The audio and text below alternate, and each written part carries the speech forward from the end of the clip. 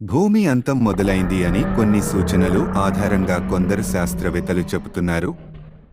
ఇటీవల కొన్ని జీవులు సముద్రం లోతుల్లో నుండి భూమి పైకి రావడం మనం చూస్తున్నాం.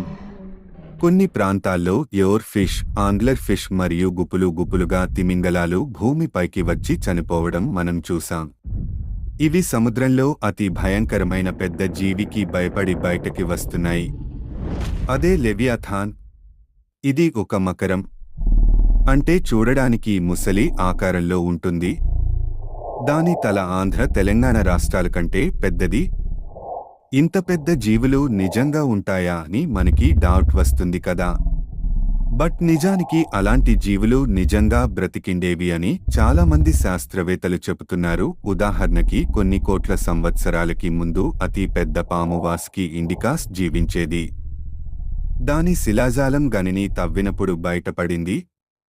అలాగే లెవియాథాన్ కూడా సముద్రం అడుగున బ్రతుకుతుంది. దానికి ప్రూఫ్ నాసా రిలీజ్ చేసిన సాటిలైట్ ఇమేజెస్లో కనిపిస్తుంది.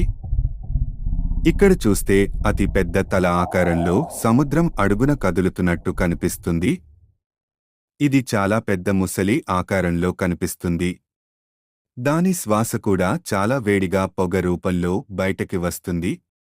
దాన్ని మనుషులు ఎవరూ అదుపు చేయలేరు అని చెప్తున్నారు. అది నోరు తరిస్తే నోటి నుండి మంటలు వస్తాయంట. దేన్ని దేవుడు తప్ప ఎవరూ అంతం చేయలేరు. ఇది శాతనకు చాలా ఇష్టమైన జీవి అని బైబిల్లో రాసి ఉంది.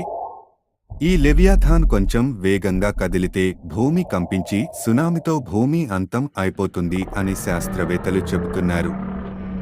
ఈ వీడియో మీకు నచ్చితే లైక్ చేసి సబ్స్క్రైబ్ చేసుకోండి. Thank you.